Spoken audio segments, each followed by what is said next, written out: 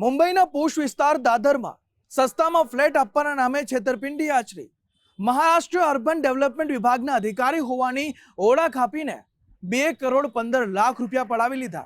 ત્યારે સુરત ઇકોસેલે પુરુષોત્તમ ચૌહાણને ઝડપી પાડ્યો છે અને જે ફરાર ભેજાબાજો છે તેને પકડવા પણ ચક્રો ગતિમાન કરવામાં આવ્યા છે અને તે ઝડપાયા બાદ વધુ સ્ફોટક ખુલાસા પણ થઈ શકે છે।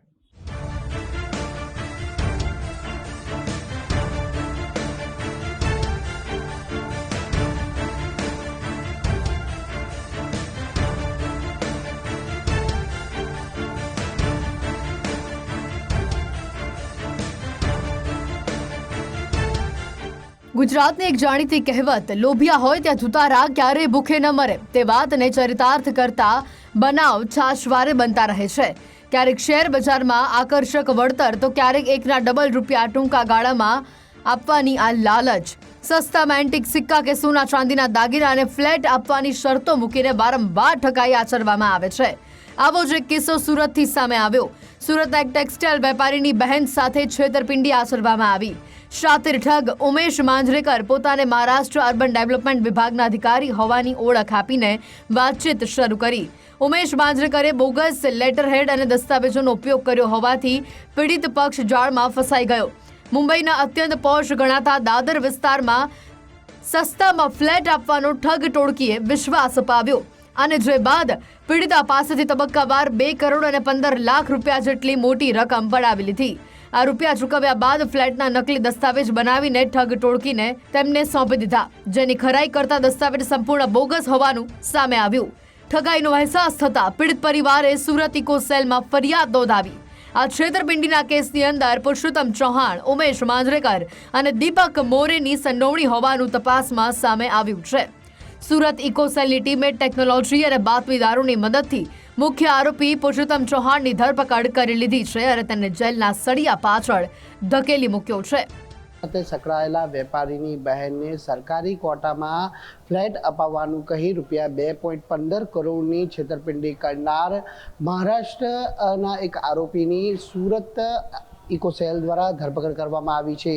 આપણે જણાવી દઈએ કે પોલીસ પકડમાં ઉભેલા આ શખ્સનું નામ છે પુરુષોત્તમ ચૌહાણ અને તેઓ મહારાષ્ટ્ર પોલીસ વિભાગમાં ફરજ બજાવતા ડીસીપી કક્ષાના જે મહિલા અધિકારી છે તેમના પતિ થાય છે। જો કે તેમણે પોતાની વગનો ખોટો જે ઉપયોગ કરી અને સરકારી કોટામાં ફ્લેટ અપાવવાના નામે છે તે ટેક્સટાઇલના વ્યવસાય સાથે સંકળાયેલા વેપારીની બહેનને રૂપિયા 2.15 કરોડમાં ફ્લેટ અપાવવાના નામે પૈસા પડાવી લીધા હતા। એટલે પુરુષોત્તમ ચૌહાણની સાથે ઉમેશ માંજરેકર અને દીપક મોરેનો પણ સમાવેશ થાય છે।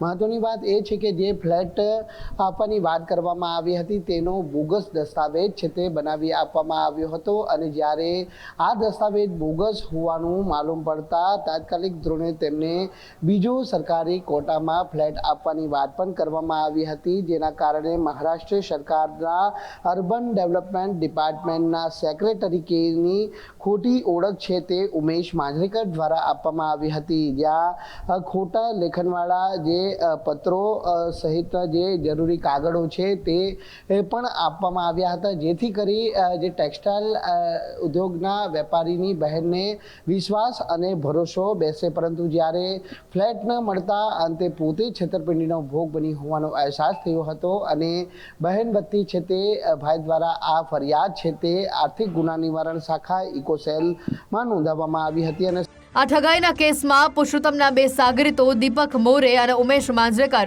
હાલમાં ફરાર હોવાથી બંનેની શોધખોળ હાથ ધરવામાં આવી છે।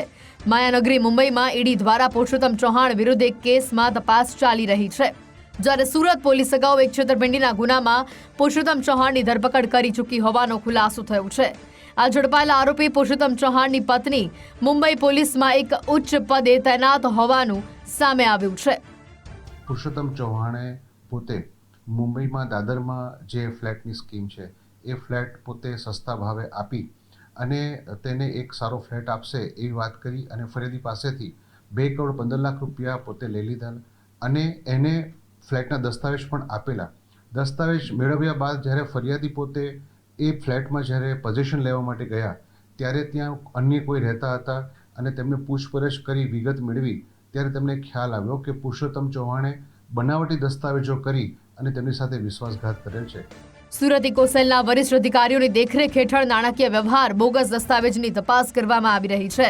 આ ઠગ ટોળકીએ સરકારી કોટામાં સસ્તા દરે ફ્લેટ અપાવવાની લાલચે અન્ય લોકો સાથે પણ ઠગાઈ કરી હોવાની શક્યતા રહેલી છે.